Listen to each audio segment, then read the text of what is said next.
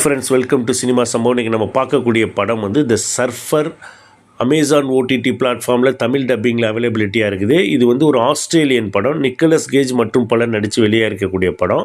படத்தோட ஒன்லைனை ஷார்ட்டாக சொல்லிடுறேன். நிக்கலஸ் கேஜ் அவரோட பையன், அவங்க ரெண்டு பேரும் வந்து சர்ஃபிங் பண்ணுறதுக்காக கடல் அலையில் அவங்க பிறந்து வளர்ந்து அவரோட ஊருக்கு வராங்க. அங்கே நல்ல அலைகளோட வேகமும் ரம்மியமாகவும் அந்த சூழ்நிலை இருக்குது. அவருக்கு அங்கே வந்து ஒரு வீடு இருந்திருக்கு. அவரோட தாத்தாவோட வீடு அங்கே ஒன்று இருக்குது. அந்த வீட்டை அவர் வாங்குறதுக்காக ரொம்ப போராடிட்டு இருக்கிறாரு நிக்கலஸ் கேஜ். ஸோ இதுக்கிடையில் தான் அந்த ஏரியாவுக்கு வந்து சர்ஃபிங் பண்ணணும் தன் பையனோடன்ட்டு வராரு. பட் ஆனால் அங்கே உள்ள அந்த லோக்கல் க்ரௌடு, அந்த லோக்கல் கேங் வந்து அவரை வந்து அங்கே விட மாட்டேங்கிறாங்க. அவங்க வந்து இங்கே சர்ஃபிங் பண்ணணுன்னா இங்கே லோக்கலாக தான் நீ இருக்கணும் அப்படின்னு வந்து அவங்க சொல்லி அவங்க சண்டைக்கு வராங்க. அதை பார்த்து அந்த பையன் வெறுத்து போயிடுறான், அவங்களோட பையன்.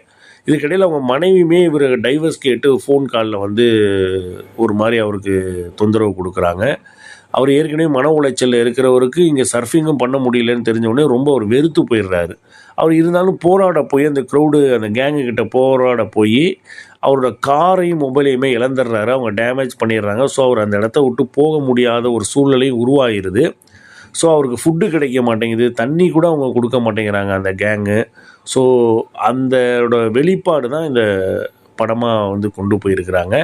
ஃபைனலாக அவர் வந்து சர்ஃபிங் பண்ணாரா இல்லையா அப்படிங்கிறத மீதி கதை.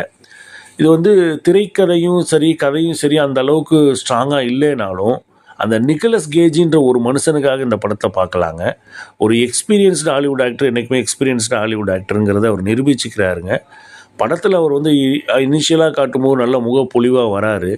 டைம் ஆக ஆக அவருக்கு தண்ணி கிடைக்காம, சாப்பாடு கிடைக்காம, அவர் காரு டேமேஜ் ஆகும் பொழுது, அவர் மொபைல் உடையும் பொழுது, இப்படிங்கிறப்ப அவரோட முக மாற்றங்கள் இருக்குல்ல, வேறு லெவல் ஃபென்டாஸ்டிக் பர்ஃபார்மன்ஸுங்க. அவரோட பாடி லாங்குவேஜாக இருக்கட்டும், முக மாற்றங்களாக இருக்கட்டும், முகப்பொலிவு குறைகிறதா இருக்கட்டும், எல்லாமே பர்ஃபார்மன்ஸு பக்காவாக பண்ணியிருக்கிறாரு. ஒரு ஸ்டேஜில் எதுவுமே சாப்பிட கிடைக்கலன்னு அங்கே பக்கத்தில் உள்ள மரங்களில் தேடி ஓடி போய் அந்த பறவைங்க போடுற முட்டையை எடுத்து குடிப்பார். ஸோ அந்த சீன்லாம் வந்து ரொம்ப அல்டிமேட்டாக இருக்கும். இந்த படம் ஒரே ஒரு ஆளுக்காக தான் பார்க்க முடியும். ஏன்னா திரைக்கதையும் சரி கதையும் சரி அந்த அளவுக்கு ஸ்ட்ராங் இல்லை. பட் ஆனால் நிக்கலஸ் கேஜ் இந்த படத்தை கட்டி இழுத்து கொண்டு போயிருக்கிறார் நான் சொல்வேன். அவரை உங்களுக்கு பிடிக்குன்னா கண்டிப்பாக இந்த படத்தை ட்ரை பண்ணி பாருங்கள். மீண்டும் ஒரு வீடியோவில் சந்திக்கிறேன். நன்றி, வணக்கம்.